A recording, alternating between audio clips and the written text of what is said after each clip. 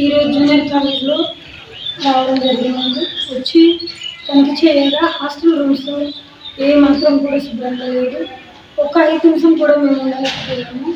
Hostel పిల్లలు ఎలా ఉంటున్నారో మాకైతే తెలియదు. వాటిని కాదు ఖచ్చితంగా ఇది పట్టించుకోవాలి. ఏ రూమ్ చూసినా కానీ బ్యాడ్ స్మెల్ వస్తుంది. పిల్లలకి శుభ్రంగా లేదు, టాయిలెట్స్ లేవు.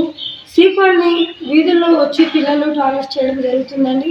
వీధి వాళ్ళు వచ్చి మేడం ఇలా చేస్తున్నారు అని చెప్పి వీడియోతో సహా మాకు చెప్పడంతో ఈరోజు జూనియర్ కాలేజీలో హాస్టల్ రూమ్స్ ఎంక్వైరీ చేయడం జరిగింది. నమస్తే సార్, నా పేరు గడ్డంగి గంగభవాని. నేను సెకండ్ ఇయర్ ఎంపీసీ గ్రూప్ నేను చదువుతున్నాను. అదే మాకు పరారీ కూడా లేదు, బయట వాళ్ళు వచ్చేస్తున్నారు, డే స్కాలర్స్ బయట వెళ్ళిపోతున్నారు. ఇక్కడ హాస్టల్ వాళ్ళకైతే ఏం ప్రాబ్లం లేదు. మాకు పరారీ కూడా కావాలని మేము కోరి ప్రార్థిస్తున్నాం. Thank you sir. మా కళాశాల హాస్టల్లో ఆమ్ ఆద్మీ పార్టీ మేడం గారు సుజాత గారు వచ్చి చూడడం జరిగింది. అక్కడ కొన్ని లోటుపాట్లు ఉన్నాయని మేడం గారు చెప్పారు. కాబట్టి నేను దాన్ని దృష్టిలో తీసుకుంటాను, వార్డెన్స్తో పిలిచి మాట్లాడతాను. అలాగే నేను పిల్లలకి మీటింగ్లు పెడతాను.